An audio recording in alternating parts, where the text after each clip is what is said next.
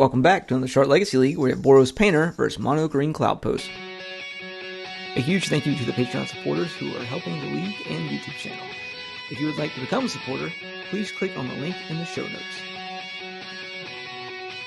If you've been enjoying our content, please be sure to like, subscribe, and leave a comment below. Got two powerful wizards here, Killian on Painter and Peter on Mono Green Cloudpost. Killian started off on the play on a fetch land with a Scalding Tarn. Peter following up with a Cloudpost, namesake of the deck, and back over to Killian. Both of these decks can go pretty quickly. Well, I don't know if it's pretty quickly for the Mono Green Cloudpost. It can get a lot of mana really fast and start to take over the game turn 3, turn 4. Killian's deck can win on a turn 2 as fast as turn 2 with an LED. And then after that, he can basically combo off at any given point using his Goblin Welders, his Goblin Engineers, the Painter, and the Grindstone. You can also go a mid-range plan as well using the Urza Sagas, just doing constructs. That'll be stifled fairly quickly with Tabernacle being played on turn 2 by Peter, and Killian using the Saga to pay for it. See if he has anything else up his sleeve. We do have a Grindstone in the graveyard. If we can land a Painter and get it out into play, we'll be looking pretty good. Painter will probably come out next turn. I'll probably see a Mox Opal or something like that come out of Killian's library just to ramp him up on mana, even though he doesn't have that many artifacts in play at the moment. I do see a Red Elemental Blast in his hand, so a Painter coming into play will definitely be able to handle that Tabernacle. Enlightened Tutor, and paying for that. I'm not quite sure what the Enlightened Tutor got. He got it pretty quickly. Alright, we've got a Blood Moon in play. We've got a Crop Rotation. Oh, Besage You just right away. Getting another land and a pass back over. Alright, now let's see if this Mono Green Cloudpost deck can put some pressure on the board. And at least it looks like it's going to be a One Ring. Killian's favorite card, besides the... I'm being sarcastic. Killian absolutely hates that card. We've got to pay for that Tabernacle and back over. I don't know what other people's opinions of, the Lord of the Rings sets and Universes Beyond and stuff like that. I know a lot of Legacy players share the sentiment. I believe that Killian does, which is get that shit out of here. Not a big fan of it, and I don't know if that's new school thinking, old school thinking, but I personally do enjoy having the Universe Beyond cards in the sets. I don't look forward to playing with Spider-Man and SpongeBob, with Captain America and Iron Man, but maybe that's where I draw my line in the sand is those silly names. At least the One Ring and Orcish Bowmasters in a way. Fourth Airling is all those are kind of in flavor with Magic and its history, but I don't really like playing my Decepticon into a Medic into something else. So, alright, I guess you have Sowing Microspawn there. I posted up on there. Anytime someone reads a card, I like to just put it up just in case people don't know what it actually does or is. That is going to be a kicked spell, and he's going to go get Wasteland, and alright, he's got Red Elemental Blast going after the Tabernacle, which does make sense. Let's see if he's going to... Alright, so Tabernacle's gone. That's going to free up some mana for Killian, but not enough mana for him to activate the Grindstone as well as the Engineer. So another Red Blast in play. See a Welder come out, so that'll at least allow him to get some artifacts moving around. It's a shame that Peter doesn't have any artifacts in his graveyard.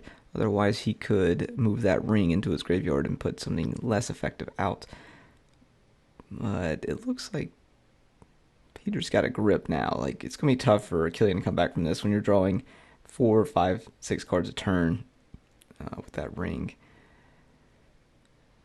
Let's see what Peter has in store for us this time. Does have a beautiful deck. I don't know if guys are allowed to actually say that out loud or not, but It is a beautiful deck. All right, we got another Sylvan Microspawn kicked. Looks like we're going to take out a land. Killian just taking another peek at it. Just unbelievable that it hits basic lands as well as non-basic lands. He's going to let that one go and see if there's anything else that's kicked. Gets an Eye of Ugin. Another green mana, Vexing Baubles. So no 0-drops coming out for Killian. He's going to weld away the Lantern and bring the Grindstone into play. We'll see a crop rotation, more than likely for a Bajuka Bog, which will go ahead and knock out that graveyard. So it unfortunately doesn't fizzle the effect the way that Welder does. The Engineer makes you sacrifice the artifact, and then you can bring back the artifact from the graveyard. But Welder, if you were to try and weld out and weld back in, it would just fizzle the ability, and you wouldn't actually lose the Soul Guide Lantern there. So, drawing another 4 cards, and it looks like he has a K command in his hand as well.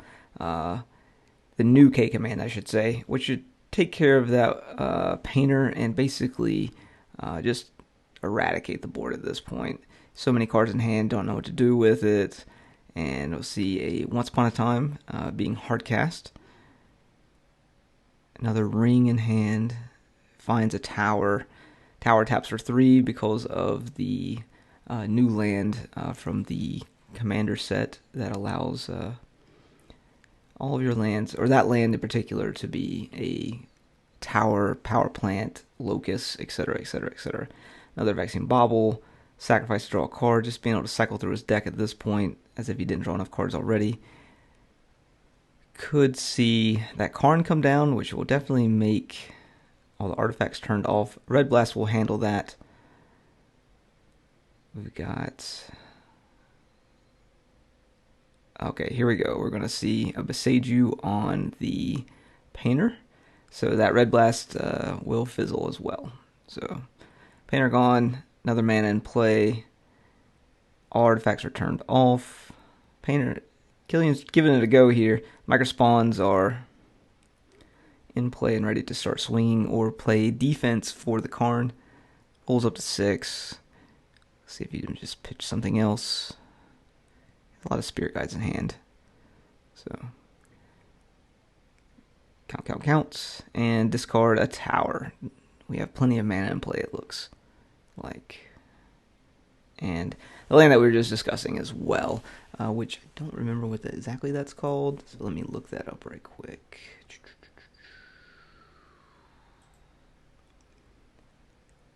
That is called a Planar Nexus. Yeah, so the Planar Nexus is every non-basic land type, which includes caves, deserts, gate, lair, locust, mine, power plant, sphere, tower, and Urzas. So, pretty powerful card when you think about it. It is just as powerful with a tower and that as a double Cloudpost is. The difference is you can use the 4 mana on turn 2, as opposed to Cloudpost only produces 2 mana on turn 2 or 3 mana on turn 2. If you play a Glimmer Post and a Cloudpost as well. Downtick on the Karn, see if he goes for a Lattice Lock. Goes for a Walking Ballista. That's a lot of mana for a Walking Ballista. So, another Cloudpost in play. Now he has, with the Planner, he's got 4, so that's those tap for 4 mana each. Tower is 3, Bog gives it 4 more, so 12 total mana. That is a 6/6 Walking Ballista. Killian at 19 at the moment. See if he's able to do anything with it. He's going to move the Grindstone for the Painter. Bog's already in play, so Painter's back online. And now we're going to see a Red Blast on the Ballista. But we could see the Ballista downtick for 3 and just hit the Painter, which would just nullify the Pyroblast. And I didn't realize my volume was up. Sorry about that. Discord's popping off. Alright, so we got a crop rotation for another tower. And there's another K command. So he looks like he's choosing to exile target creature with mana value 2 or less. And then he can exile graveyard cards or make tokens, or he can scry then draw a card. Card's nuts. So on to game number 2. See you there. If you've been enjoying our content, please be sure to like, subscribe, and leave a comment below. Game number 2, Killian is on 3 and leads off on a turn 1 Blood Moon.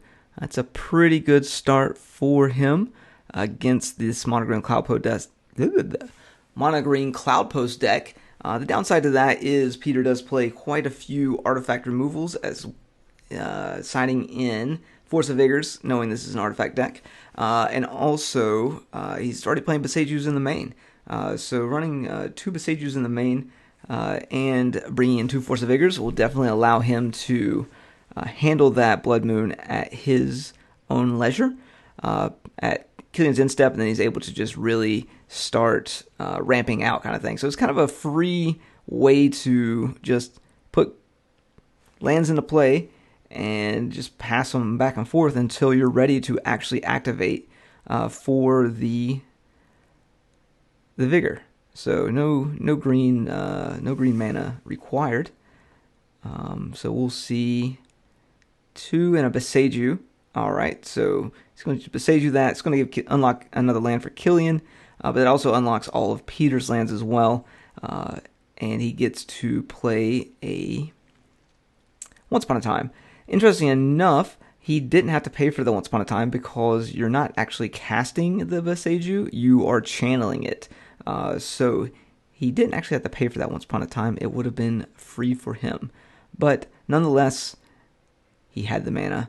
And now we see a Microspawn, which we saw truly carry the last game by just knocking out all of Killian's lands. And we're probably going to see that again here.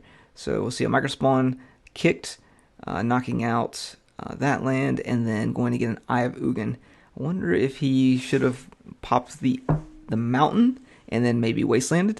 We'll see if that's anything that's going to need to be worried about. So we do have a Tabernacle in play, so he's going to pay that upkeep on the Microspawn.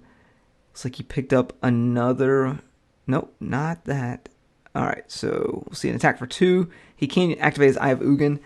His Cloudpost does tap for 4 mana, and then his Glimmer Post tap for 1 each, along with his Planar Nexus. So he counts it up, finds 7 mana, and there is another Sowing Microspawn. Kicked as well with that Eye of Ugin in play. Whew, man, that's so good. Wow.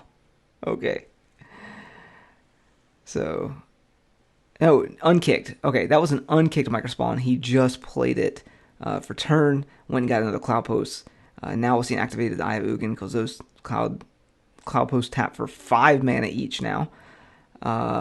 Gets a tower that's going to tap for 3 mana. Man, this deck's cool. Maybe I need to build this deck.